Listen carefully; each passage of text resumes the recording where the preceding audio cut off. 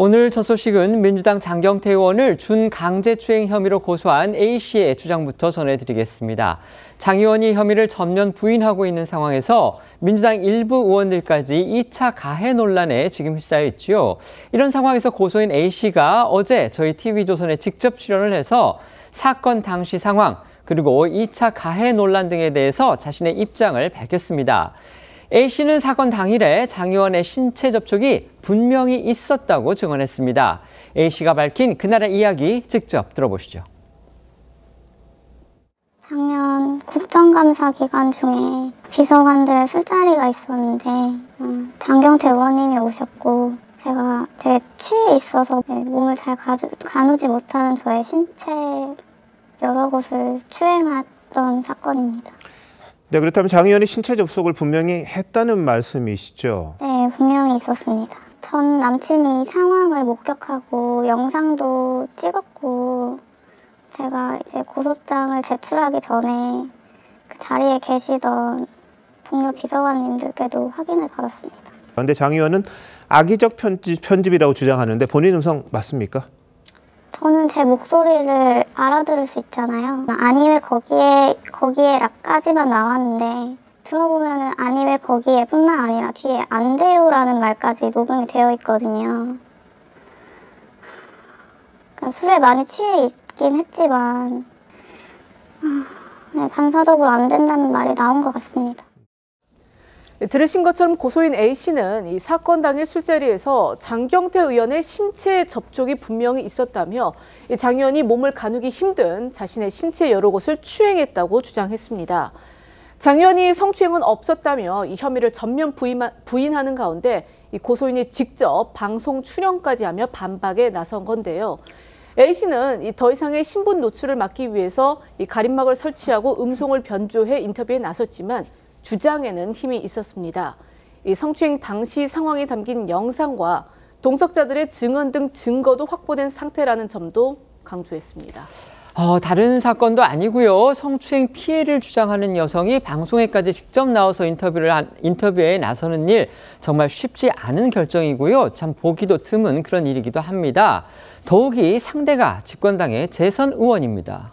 네, 그래서 A씨 사건 당시에 장 의원을 바로 고소하지는 못했다고 했습니다. 장 의원이 당시 남자친구의 신상에 불이익을 주겠다고 했고 권력에 있는 국회의원을 상대하는 것이 부담이 되고 무서웠다는 겁니다.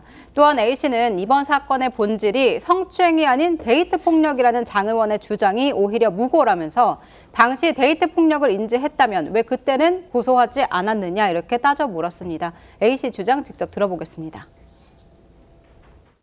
그 당시에는 그 남자친구의 신상에 불이익을 주겠다고 하여 고소를 못했었고요. 그리고 권력이 있으신 국회의원을 상대로 고소를 하는 것이 부담이 됐고 고소를 했을 때 그 상황을 상상을 했을 때 너무 좀 무서웠고요.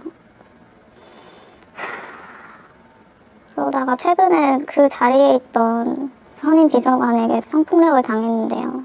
근데 그 선임 비서관이 작년에 장경태 의원 사건도 본인의 성폭력도 모두 제가 술에 취해서 마치 제가 술을 마시고 문제를 일으켰기 때문이라고 비난을 했다고 제가 들었거든요. 거기에 더해서 그 선임 비서관님이 다른 여성에게도 성범죄를 저지른 혐의가 있다는 사실을 알게 되었고요. 그리고 저는 더 피해자가 늘면 안 되겠다는 생각이 들어서 좀 용기를 내어 고소하게 되었습니다. 네, 이 명시적으로 협박 같은 걸 받은 적이 있습니까? 그 선임 비서관이 장경태 의원의 뜻이라며 제 보도를 무마시키려고 하였거든요. 사건화시키지 말자고. 이번 사건의 본질이 데이트 폭력이다 이렇게 주장을 했습니다. 제가 다음날 숙취로 출근을 못했는데 그 상황을 그 장경태 의원님이 어떻게 그거를 파악을 하고 이거를 마치 감금이나 폭행을 당해 못 나온 것처럼 주장을 하시면서 데이트 폭력이라고 하시는데 그게 무고가 아닌가 하는 생각이 듭니다. 장경태 의원님이 저를 추행하는 것을 남자친구가 보고 이제 화를 내면서 고소를 하라고 계속 주장을 그때 했었거든요. 근데 이걸 무마하고 덮어버리기 위해서 남자친구가 화를 낸 사실 자체를 데이트 폭력이라고 주장을 하는 건데 저를 위해 데이트 폭력으로 고소하신다는 분이 1년 전에는 고소를 안 하고 이제 와서 지금 그러시는지 이해가 안 됩니다. A씨는 인터뷰 내내요, 자주 좀 한숨을 쉬었습니다. 그게 지금 A씨의 심경을 대신하지 않나 이런 생각이 드는데요. A씨는요, 최근 국회 법사위에서의 이 장경태 의원 그리고 민주당 의원들의 2차 가해성 발언 논란에 대해서도요, 참담하다 이러면서 앞으로요, 자신이 계속 비서관 생활을 할 수 있을지 이 부분도 걱정했습니다. 네, 그렇습니다. 이제 어제 저희도 전해드렸지만 이 이틀 전 법사위에서는 야당의 문제 제기에 반발하는 장경태 의원의 태도와 또 이 장 의원을 옹호하는 여권 의원들의 발언들이 논란이 됐습니다. 특히 서영교 의원은요, 고소인 A씨를 그 여자라고 칭하면서 영상 속 A씨가 장 의원의 어깨에 손을 올리고 있던 부분을 강조했고요. 또 장 의원도 A씨가 본인을 끌어당겨서 이 고소인의 몸에 손을 짚을 수밖에 없었다는 취지의 발언을 했는데요. 이에 대해 A씨는 2차 가해가 계속 진행 중이라며 의원들에게 낙인이 찍혔다는 표현도 썼고요. 또 장 의원을 향해선 과거 장 의원이 성폭력 피해자에 대한 무고를 꽃뱀론이라고 비판했던 걸 거론하며 자신을 왜 거기에 해당되지 않느냐고도 따져 물었습니다. A씨는 또 사건 당시 술자리에 동석해 장 의원의 성추행을 목격한 동료 비서관들의 어려움도 토로했습니다.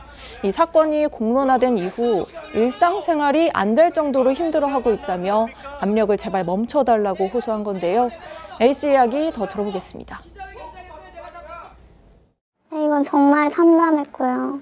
저랑 같은 공간에서 근무하시는 높은 분들이시잖아요. 근데 거기다 그것도 여성 의원님들이 그렇게 말씀을 하시는데 2차 가해가 계속 진행 중이라고 생각을 하고요. 그리고 제가 이렇게 많은 의원들에게 낙인을 찍힌 상태로 제가 계속 근무를 할 수 있을지 그런 생각이 듭니다. 저는 성폭력 범죄자의 전형적인 2차 가해 행태라고 보고요. 장경태 의원님은 무고죄는 꽃뱀론이라고 비판을 하셨는데 왜 저는 거기에 해당하지 않는 건지. 그러니까 추행이 사실이 아니라면 비서관인 제가 무엇을 위해서 여당의 재선 의원을 상대로 고소를 하겠나. 동료 비서관들이 있었는데 심적 어려움을 겪는다는 그런 이야기를 들었습니다. 네, 지금 정말 일상생활이 안 될 정도로 지금 너무 힘들어 하시고요. 그리고 SNS에 발언을 좀 유리한 대로 편집해서 올리고 있으신데 이게 저뿐만이 아니라 전방위적으로 지금 압력을 가하고 있다고 들었는데요. 압력을 제발 멈춰주셨으면 좋겠습니다.